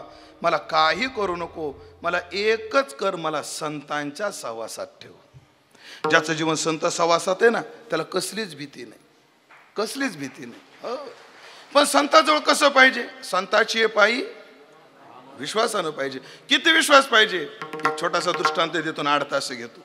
एक कलाकार आला, 20 मजल्याची बिल्डिंग इकडून आणि 20 मजल्याची बिल्डिंग इकडून, 20 मजली उंच बिल्डिंग. त्यानं काय केलं, इकडच्या दुसऱ्या मजल्याच्या बिल्डिंगवरून तार बांधला आणि इकडच्या दुसऱ्या मजलीला तो कनेक्ट केला. आणि लोकांना म्हटलं मी स्टंटमॅन आहे, मी या तारावर. अरे इतक्या उंचावणार, डोंबारी 8-10 फुटाहून चालतो तर भीती वाटते, हे 25 फूट आहे, चालणार म्हणजे. आणि तो तरा तरा तरा चालत गेला. लोक खुश झाले आणि लोकांनी निळ्या नोटा उधळल्या. हे तर दुसरं आहे म्हणले, मी 4थ्या मजल्यावर सुद्धा चालू शकतो. त्याने अजून 2 मजल्यांवर तार बांधली. आता किती उंची झाली ती, 50 फूट. तर तर तर तर चालत गेला. लोकांनी पिवळ्या नोटा टाकल्या. खुश हो. हा तेच पिवळ्या. त्याने अजून 2 मजले चढवले. किती मजले? 6. आता झालं 150 फूट. नाही 75 फूट जवळजवळ. तेवढं तर चालत गेला. लोकांनी काळ्या नोटा टाकल्या. काय कलाकार आहे. तर अजून 2 मजले चढवले. आणि आता एकटा नाही, या बगलात एक लेकरू घेतलं आणि या बगलात एक लेकरू घेतलं. स्टंटमॅन चालत होता आणि बगलातले त्याचे लेकरं लॉलीपॉप खात होते. एवढ्या उंचावर स्टंटमॅन चालत होता आणि ते कडेवरचे लेकरं काय खात होते? लॉलीपॉप खात होते. जेव्हा उतरला, लोकांनी सगळ्यांचा बीपी वाढला. धडधड. अरे लेकरं घेऊन चाललाय, एवढ्या उंचावरून चाललाय, पाय घसरला तर. पण ते लेकरं लॉलीपॉप खात होते. जेव्हा खाली उतरले, त्या लोकांनी विचारलं, का रे एवढ्या उंचावरून तुमचा बापने तुम्हाला भीती नव्हती वाटत का? तुम्ही लॉलीपॉप खात होते. म्हणे नाही. म्हणे भीती का वाटत नव्हती? बाप होता ना.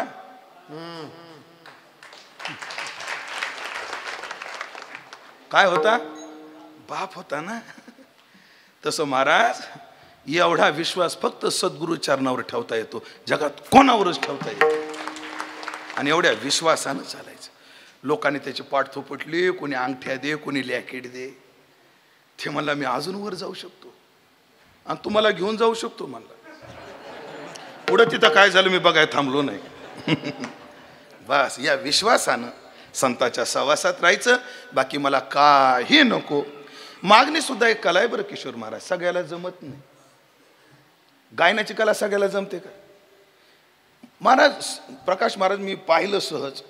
सगळ्याला जमत नाही यात नवल नाही. शिकलेल्यांना तरी किती जमते. ज्याला काही कळतच नाही सोडून द्या. म्हणून मागणी एक कला आहे, ती सगळ्याला जमत नाही. पण तुकोबाराला ती अवगत आहे. सुरुवात केली, देशील तरी पाहे. आणि शेवट काय केला?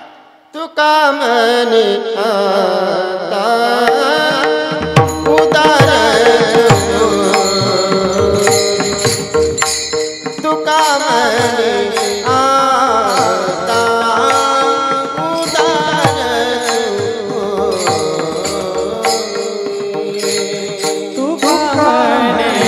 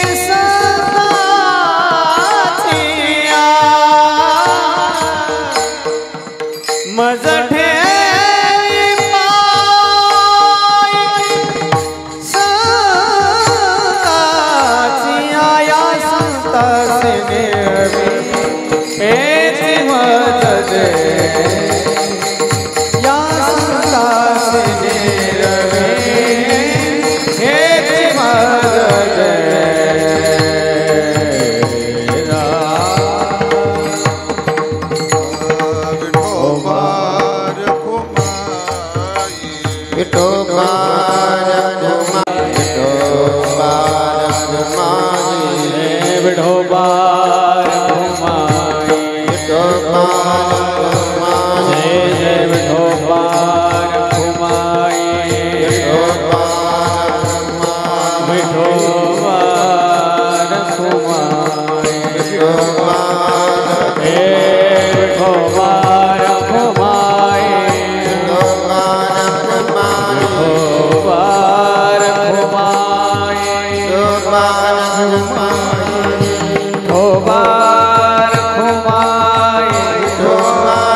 खाली बसा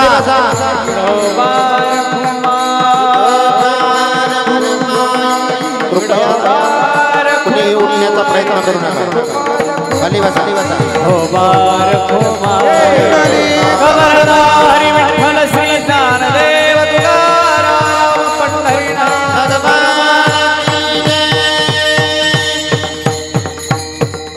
मागणीच्या कलेतलं मुख्य अंग आहे. आधी सुरुवात करायची, जमलं तर द्या आणि पुन्हा म्हणायचं नाही द्याच.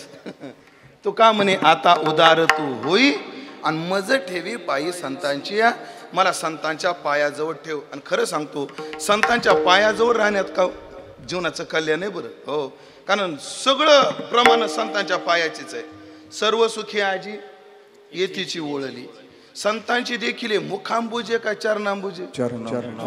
सकळही तीर्थे निवृत्तीचे पायी.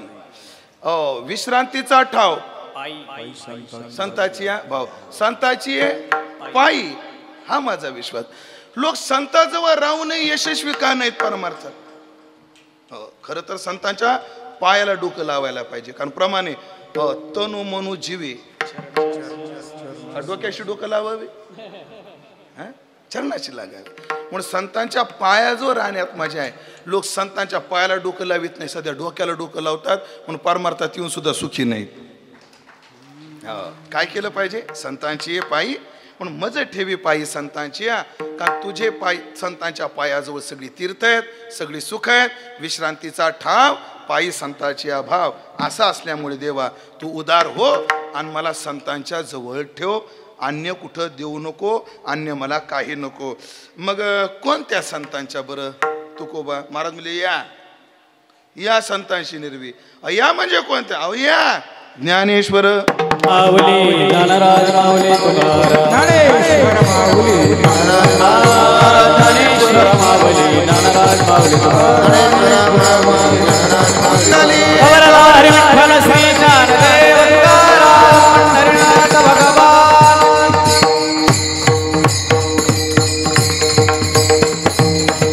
गेले 7 दिवस आम्ही सेवा केली. आज आम्हाला मागण्याचा अधिकार आहे. पंढरीनाथाला एवढंच मागायचं की अडभंगनाथाच्या चरणाजवळ आम्हाला ठेवा, सद्गुरुनाथाच्या चरणाजवळ आम्हाला ठेवा आणि आमचं जीवन या भवसागरातून पहिल्या तीराला लावा अशी प्रार्थना करू. सेवेला पूर्णविराम देऊ. मी सुरुवातीलाही बोललो, मध्यातही बोललो. आदरणीय हरिभक्तीपरायण अरुणगिरीजी महाराज, कारण फार मोठ्या परंपरेचं शिष्य होण्याचं भाग्य त्यांना लाभलं. आणि जसं महाराज गोरखनाथाला अडभंगनाथ भेटले आणि कार्य घडलं. अडभंगनाथ का? ते काही शिकलेले नव्हते. मी तर म्हणतो आमचे अरुणगिरी महाराज म्हणजे नारायणगिरीचे अडभंगनाथच आहेत. जो व्यक्ती शाळेत क ब सुद्धा न शिकलेले, शालेय शिक्षण कोणतंच नसताना सुद्धा, म्हणजे एक आहे नॉलेज वेगळं आणि डिग्री वेगळी. एकच मिनिटात सांगतो. एक बाई आपल्या सुनाला घेऊन भाजी मंडईत गेली. सुनाला घेऊन कुठे गेली? भाजी मंडईत. अगं बाई टमाटे कसे दिले ग? म्हणजे 80 रुपये किलो. दे ग 2 किलो आणि घे ग. घेतले. बाई बटाटे कसे दिले ग? म्हणजे 50 रुपये किलो. दे 3 किलो. दिले, घेतले. कांदे कसे दिले ग? म्हणजे 40 रुपये. दे 2 किलो. घेतले. ती माळीन पैसे देता देता म्हणली, सुनबाई दिसती? हो सुनबाई आहे. भरपूर शिकलेली दिसती. आणि मग डबल MA एका या मला ऐकायचीच नाही. पण ती बाई म्हणली का ग? का ग?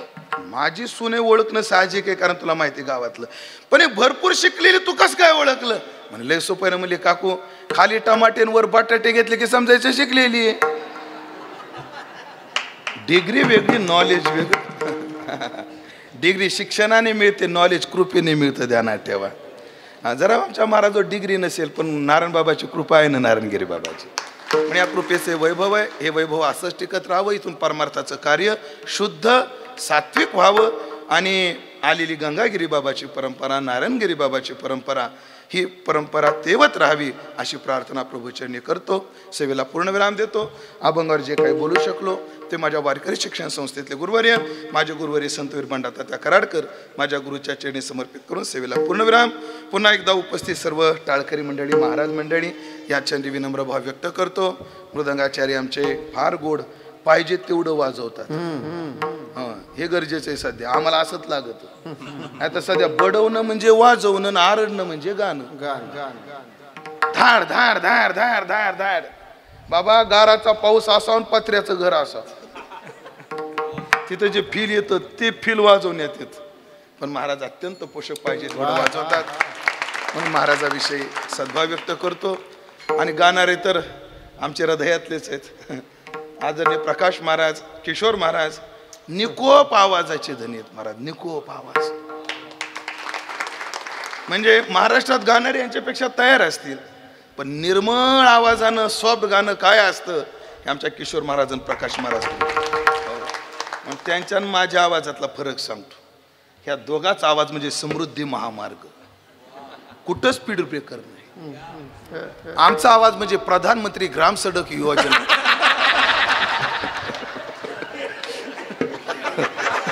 आमचा आवाज म्हणजे काय? प्रधानमंत्री ग्राम सडक योजना. कोणाची कोंबडी जरी मेली तरी स्पीड ब्रेकर. नाही, प्रधानमंत्री ग्राम सडक पहिला चांगलाच असतो, पण कोणाची कोंबडी मेली टाक स्पीड ब्रेकर, कोणाची पाईपलाईन आली होत नाली, असं असतं ते. असं गोड खूप कष्ट. महाराज म्हणजे वयानं माझ्यापेक्षा लहान आहेत, ते कलेने फार मोठे झाले. आता महाराष्ट्रात फार मोठं नाव आहे. एरवी मी त्यांना नावानं बोलायचो, पण आता माझी हिंमत होत नाही त्यांना नावानं बोलायची. प्रकाश महाराज असतील, किशोर महाराज असतील, हे लहान होते, यांनी कसा रियाज केला हे मी पाहिले. आमच्या पैठणकर महाराजाच्या दिंडीमध्ये महाराज पंढरपूर पासून आळंदीपर्यंत एकटाच माणूस भजन करीत दिंडी आणत होता, आणि त्या व्यक्तीचं नाव होतं प्रकाश कातकडे. आणि किशोर महाराज आम्ही तर एकाच बिल्डिंग मध्ये राहिला होतो. हो, एका बिल्डिंग मध्ये राहिला होतो. किती तासन तास त्यांनी रियाज करून कमवलंय हे आम्हाला माहिती आहे. फार लहान लहान होते, आता मोठे मोठे झाले. म्हणून आदरणीय प्रकाश महाराज आहेत, किशोर महाराज आहेत. महाराज तुमची निवड चांगली आहे बरं, निवड चांगली आहे. तुम्हाला नजर आहे. सब ते सगळेच करतात, पण नजर सगळ्याला नसते, करत नसते. म्हणजे तुम्ही मला तारीख दिली म्हणून बोलतो असं नाही. आजच 4 आहेत बाबा मला, त्यात एक नसतं तर काही बिघडलं नसतं मला. पण नजर असते. सिस्टीम कशी असावी, कलाकार कसे असावे, ही नजर महाराजांना आहे. त्याबद्दल महाराजांच्या उदंड आरोग्य आयुष्याची आणि शुभ आणि सफल परमार्थाची आकांक्षा करून वाणीला पूर्णविराम देतो. विठ्ठल जय जय जय विठ्ठल, जय विठ्ठल, जय विठ्ठल, जय विठ्ठल, जय विठ्ठल.